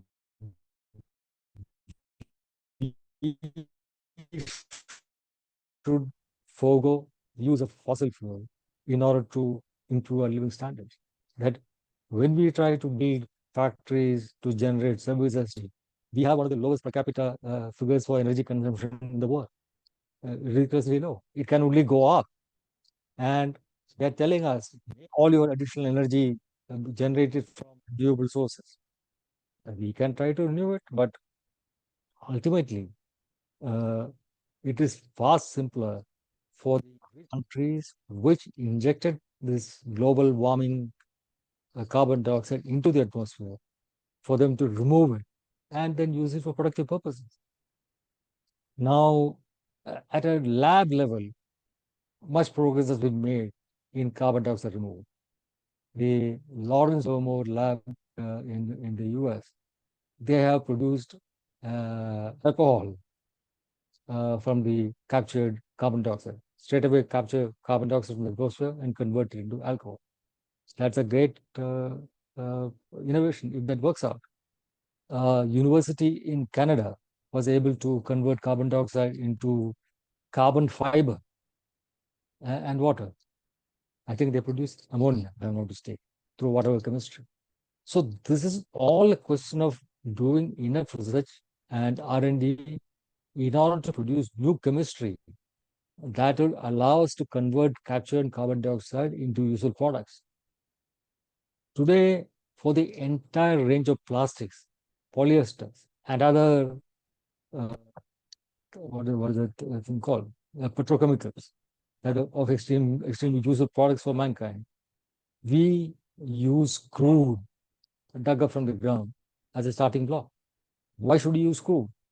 Why can't we use the carbon dioxide that stays in the air as a primary building block for all these entire range of chemical changes that will give us the chemicals we need? That requires chemistry. It could be biochemistry, it could be electrochemistry, it could be any kind of chemistry, it could be any kind of process. We need to innovate those. Some of them have already been innovated in labs, but they are not, right now, they are not viable at scale. But you have to make them viable. And that is a question of more R&D.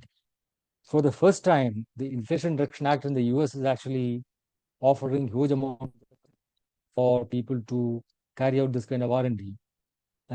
And the US is now going to take lead in these kind of technology, which will create carbon dioxide free atmosphere as a byproduct or extremely useful economic activity.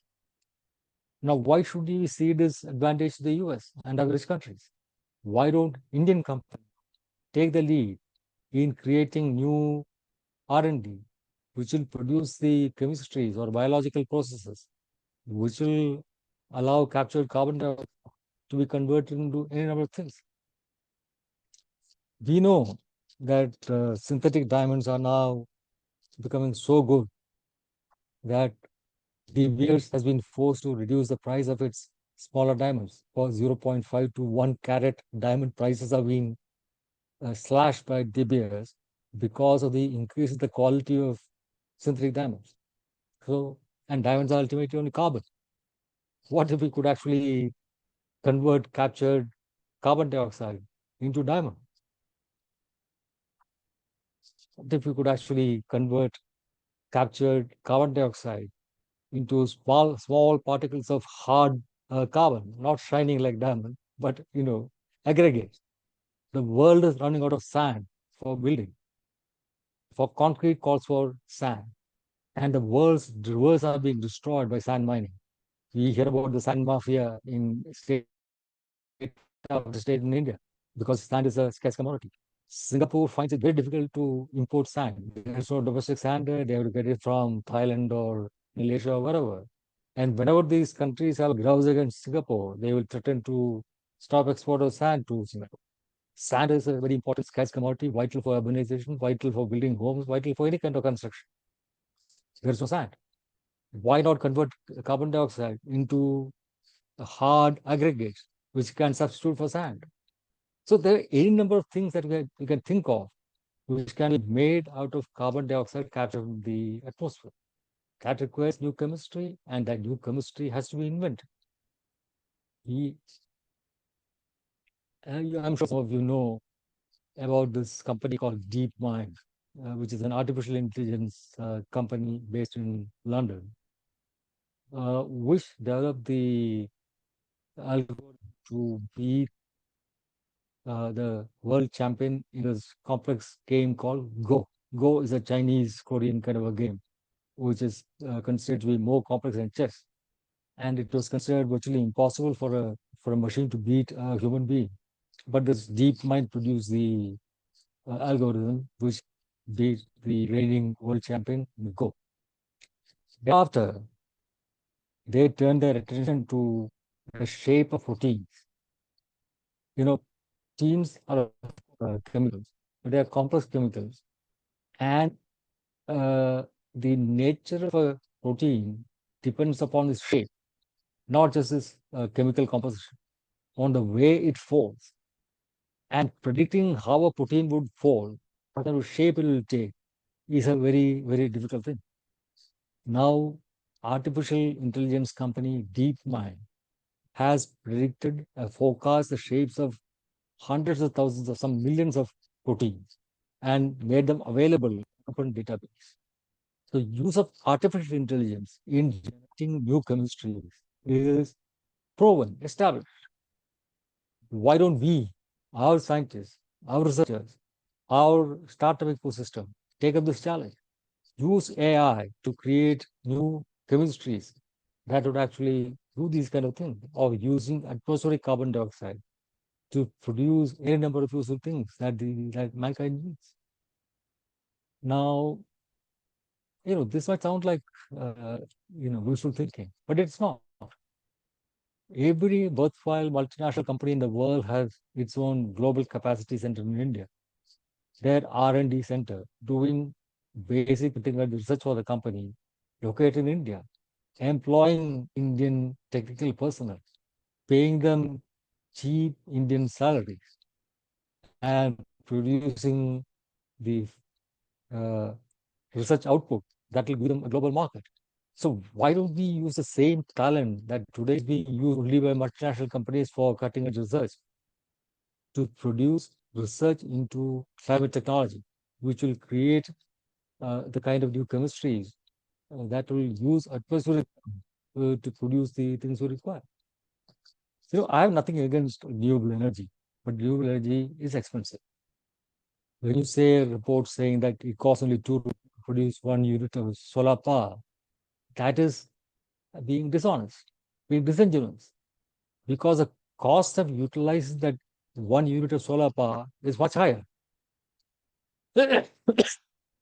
When you absorb solar power into the grid, in order to maintain grid stability, you have to back down some portion of the power that is already keeping the grid at a particular frequency.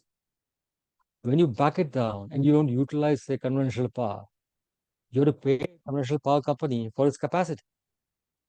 The power tariff that you pay a company depends on it being available to you for use and of being and the cost of the fuel. When you produce electricity and supply to us, the cost of the fuel is one part of the tariff, and the other is the availability of the power plant. Now, suppose you don't use that power plant because you are getting a high amount of renewable energy when the sun is shining and the wind is strong. You can't abandon this conventional base load power company. You have to keep paying them tariff. So that cost that you pay, the price you pay for the availability of that capacity has to be added to the cost of the solar power that you add. When you say, I'm absorbing solar power at 2 rupees, but say 2 rupees plus what 3 rupees of the conventional base load power company charge that you pay. If you discount that, you are being disingenuous. Similarly, in order to maintain grid stability, a lot of hardware has to be added to the grid. A lot of electronics has to be added to the grid. And that raises the overall cost, system cost of making which is variable in how much will come in, variable renewable energy correction is not cheap. Now, we are being slightly colonized when we disregard the future of nuclear power. Nuclear power is clean. It doesn't produce any carbon dioxide.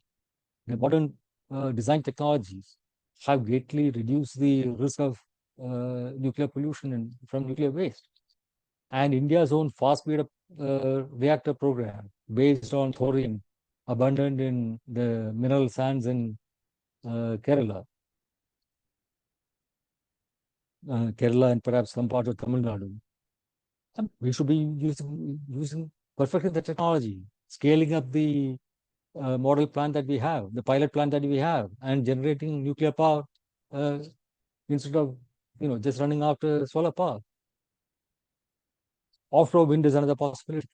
All of the North Sea, the sea in the neighborhood of England and the Scandinavian countries is being used as a platform for generating offshore wind power by those countries.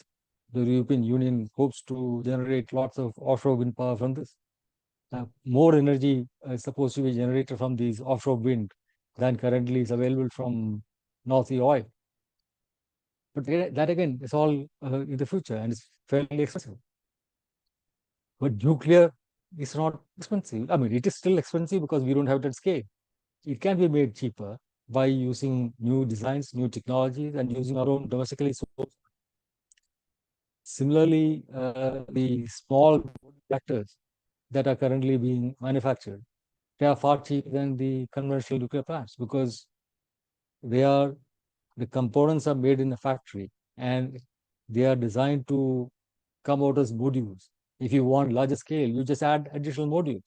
Otherwise, it's called a small modular reactor. So these reactors will be far cheaper than the custom built plants, location specific reactors currently that we deploy. And they will be far cheaper. They will be entirely CO2 free. Now, nuclear fusion has ceased to be in the realm of imagination of scientists. The joke is that nuclear fusion is 30 years away and it will always be. No, nuclear fusion will become a reality very soon.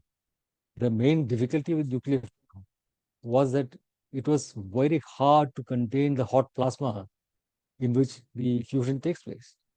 You didn't know how to, there is no material in which this plasma, super hot plasma, 6,000 degrees centigrade plasma can be contained.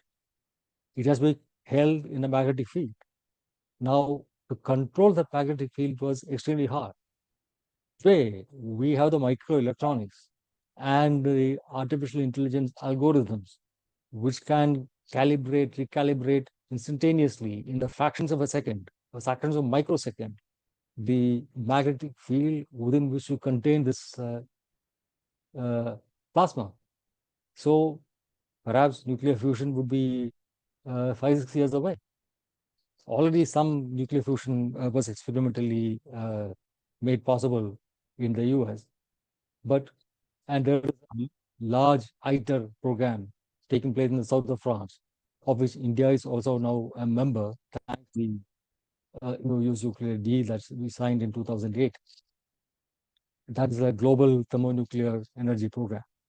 And that holds enormous promise. So, climate activists tend to be very focused on renewable energy against using planes, insisting on abstinence and things like that. These are virtues which are desirable in themselves, but to look at the modern possibilities opened by new technologies and they are fully harnessed. At the same time, there is no way you can actually endlessly increase consumption without exceeding the limits of the planet's capacity to meet our requirements. As Gandhi said, the earth can generate enough to meet everybody's need, but not to meet everybody's greed. Now, we must learn to be not greedy, to limit our consumption. And this is something that holds true not just in the case of general consumption of goods and services to increase our sense of happiness, but also in the case of things like drugs, alcohol, and other kind of intoxicants and stimulants, which we think are necessary to make us happy. Ultimately, the solution to this is not to cut short the supply, but is to restrain demand. And that's the case of consumption also. After all, why do people need as many things as they actually buy? Very often, it is not because they plan to use them. It is because others are buying them and they have to keep up with the others. You must be seen wearing certain brands. You must be seen not wearing the same dress that you wore the last time. Now you must be seen not holding the same bag that you were holding the last time. So this kind of a consumerist culture also increases consumption and therefore energy use and therefore global warming. And ultimately, curbing this is as much part of our agenda of combating climate change as energy use, focusing on what kind of energy is produced and used. So it is should be understood as being a combination of very many things. And we have to break out of the conventional discourse on climate change instead of seeing how we can use renewable energy and keep reducing our emissions. We must think on outside this paradigm and think of new possibilities. I'll stop here and take questions. Thank you so much, sir, for this session. Um, I would now like to request the participants that they can either raise their hand, they can put their questions in the chat box or Q&A box. So we'll wait a couple of minutes to let the questions come in. Sure. Thank you, sir.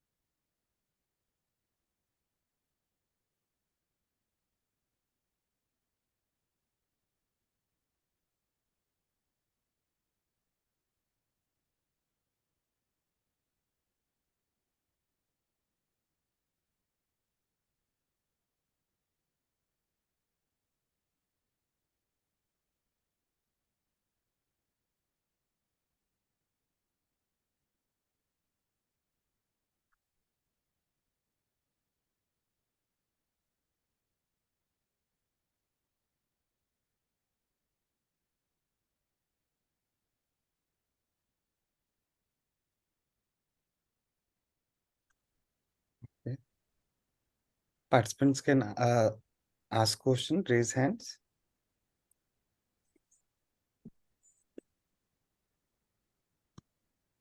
Okay, meanwhile, let me ask one question to sir. Uh, Sir, you mentioned about all the alternatives of removal of carbon, but how do you see the current government's focus on net zero by 2070? All the global things happening every year, and also the ESG, the green investment which is coming up. How do you see these efforts? Because governments, corporates, and all everywhere else on global stage also people are jubilant about it. How do you see this phenomena, and why the government and other sectors are not focusing on the removal of carbon as you're suggesting? What could be the way forward towards that? So ESG is actually greenwashing. A whole lot of extremely polluting activity is given a halo of being eco-friendly by being daubed with this paint of ESG. I think we should generally not attach too much importance to ESG. If at all this has to be effective, you must have a separate framework just for the environment and keeping out social and governance. Focus on how much you are contributing to emission reduction or carbon dioxide removal. If you have that kind of a yardstick, it will be more useful. Now, if an oil company is very good on increasing diversity, they now put some, say, half a dozen women on their board, or appoint people of color at the top management. They will be given top by rating agencies for ESG, and that oil company will qualify as an ESG investment target. So that does not particularly help the cause of climate change. So I wouldn't put much stock by ESG. As far as the government's policy is concerned, 2070 is actually far out. So while India should not be taking the lead to remove carbon from the air, because this was initially created by the today's present day developed countries, rich countries. It doesn't mean that India should not contribute more. Now, it's not easy to substitute, substitute for fossil fuels in some sectors like steel or cement making or things like that. Now, we are waiting for the developed countries to mature the technologies, and then try to absorb them. I'm saying let's not do that. Let's invest in R&D in our own country. Our talent is what the world's best companies are using to advance their own commercial R&D technology. Why don't we use it under our own dispensation, under our own initiative? India's allocation to R&D, spending on R&D as a proportion of GDP is one of the lowest in the world, 0.65%. Korea and Israel spend 5%, 6% of GDP on R&D. USA and China spend about 2% of GDP on R&D. And India spends 0.65% of a relatively low money. It's 3.3 trillion. It's not so bad, but still spending only so little when our requirements are so huge. So let us spend more on R&D and let us create these technologies that will help us be leaders in climate tech and innovative ways of combating and reversing climate change, rather than being a follower and being a beggar for the transfer, which will never be forthcoming.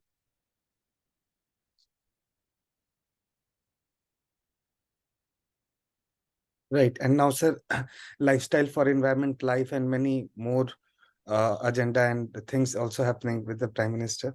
If we have any more questions, Mansi, do you have any question? Participants, please feel free to ask the question.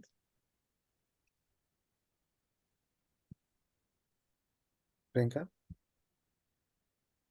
So I had a so since you are in the journalism sector, I had the question about uh, how I had the question about communicating environmental communication basically.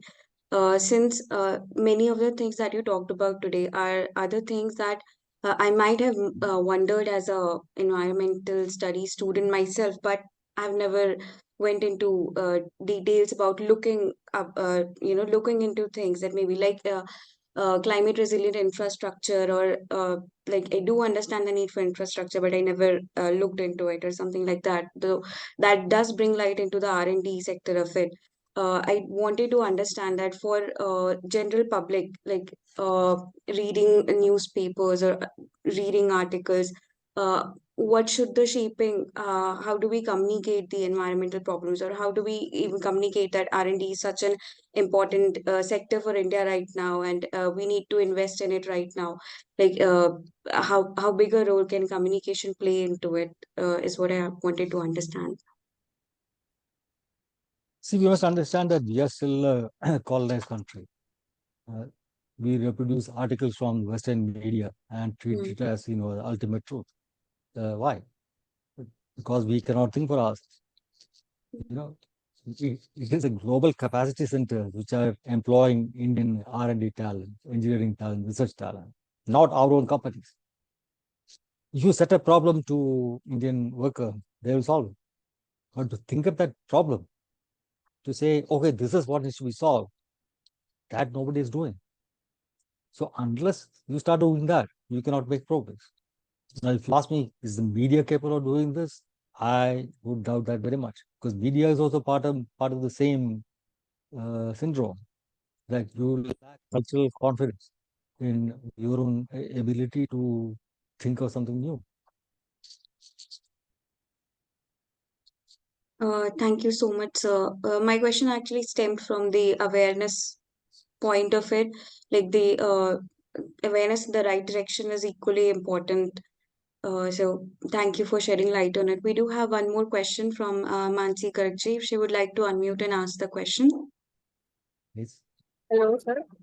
Sir, I want to ask, like, as far as the climate change paradigm shift is talked about, and also it is under a lot of emphasis, how much importance is given to paradigm shift in the human behavior towards the climate change?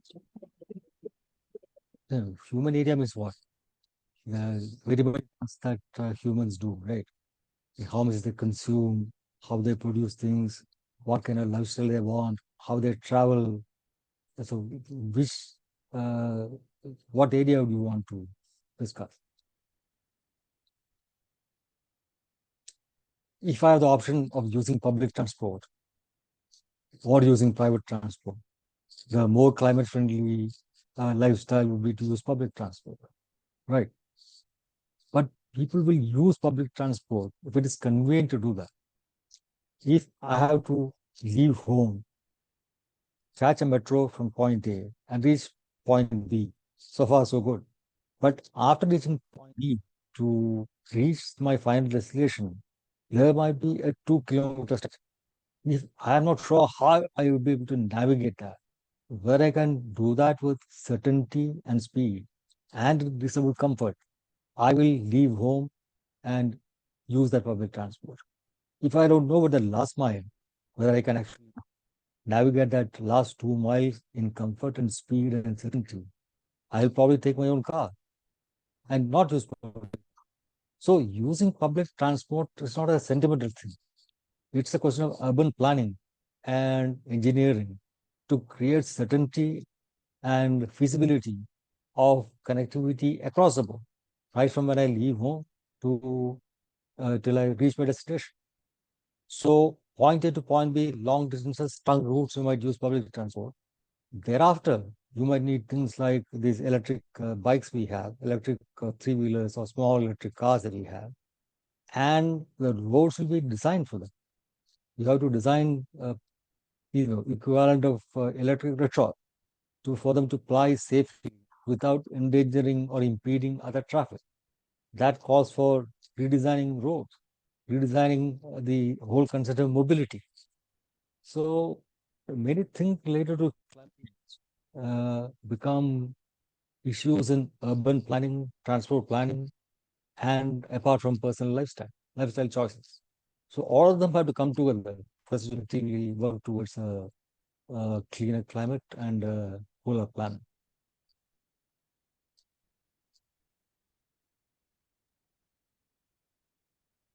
Thank you so much, sir.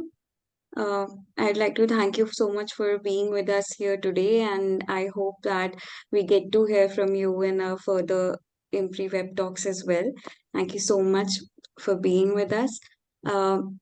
I would now like to proceed towards the formal vote of thanks, since we do not have any more questions. Um, as we come to the end of final day of understanding the nuances of climate change in the Indian subcontinent, impact and way forward, an online international monsoon school program, a 6-week immersive online introductory certificate training course organized by IMPRI, I, Priyanka Negi, researcher at IMPRI Impact and Policy Research Institute, would like to propose the formal vote of thanks on behalf of the IMPRI Center for Environment, Climate Change and Sustainable Development, New Delhi. We are grateful to our experts for the day 6 session, Dr. Khondaker, Golam, Moazzem ji, and Mr. T.K. Arun ji, for taking out their valuable time and for their thought provoking insights on the topics. We thank all of our participants who have raised pertinent questions and actively participated in not only today's deliberation but throughout the certification program. Readings for the session have been shared in your email, and a video of the session will also be shared with you for learning. We will be sharing the feedback forms with you, and the certificates will be provided or issued by next week. We are grateful if you're watching us later on YouTube or listening to us on our various podcasts or reading our publications.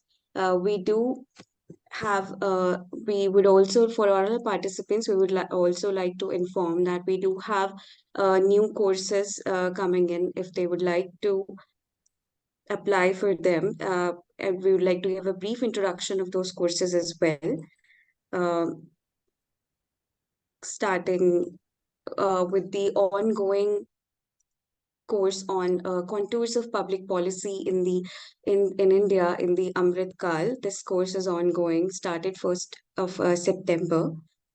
Next, we have the feminist foreign policy in the Asia Pacific region on 19th to 20th September, 4 to 6 p.m. IST.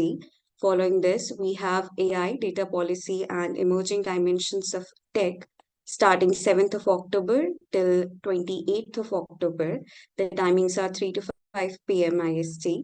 We do have the next course on diplomacy and 1st of November, 6 to 8 p.m. on Zoom. The next course that we have is data analytics for policy research cohort 2.0.